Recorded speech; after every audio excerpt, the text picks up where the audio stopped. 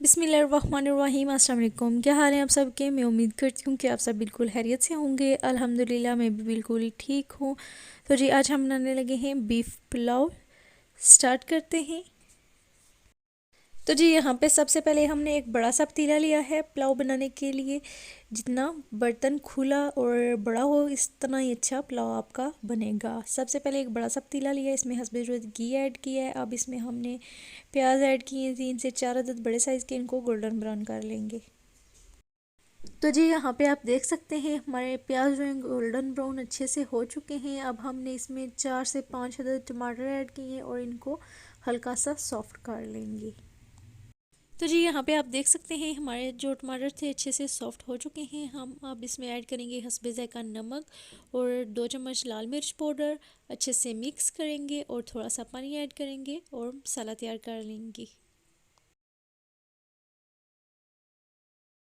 तो जी यहाँ पे आप देख सकते हैं हमारा मसाला जो है अच्छे से तैयार हो चुका है। अब हम इसमें बॉयल बीफ ऐड करेंगे। यहाँ पे हमने बीफ को अच्छे से प्रेशर कुकर में गला लिया था तकरीबन 20 मिनट लगा के। अब इसमें हम ऐड करेंगे और अच्छे से मिक्स करेंगे और इसकी 10 से 15 मिनट अच्छे से बीफ की बुनाई कर लेंगे।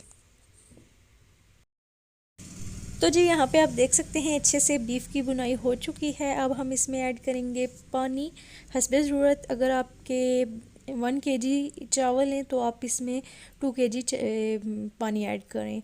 और हमारे यहाँ पे 1.5 kg चावल थे, हमने इधर 3 लीटर जो है पानी ऐड किया है और इसको बॉयल आने तक वेट करेंगे।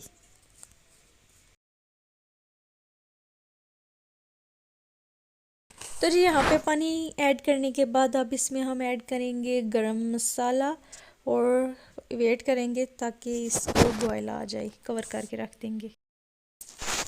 यहाँ पे आप देख सकते हैं पानी को अच्छे से बॉयल आ चुका है। अब हम इसमें ऐड करेंगे चावल और चावल ऐड करने के बाद इसको मिक्स करेंगे और कवर करके रखेंगे ताकि जब थोड़ा सा पानी रहेगा चावल में तो हम इसको फिर दम लगाएंगे।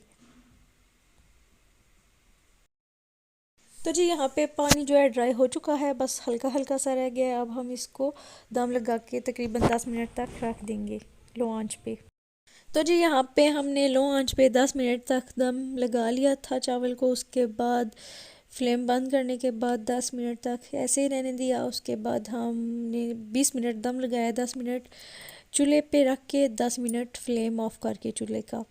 तो इसके बाद हमारा दम जो है खुल चुका है। मज़ेदार बीफ पुलाव रेडी है। अगर आपको ये रेसिपी पसंद आई है तो वीडियो को लाइक करें, शेयर करें और मेरे चैनल को सब्सक्राइब करें। बेल आइकन को ज़रूर प्रेस करें मेरी नई आने वाली वीडियोस के लिए। अपना बहुत सा ख्याल रखिएगा। अल्लाह हाफ़िज़।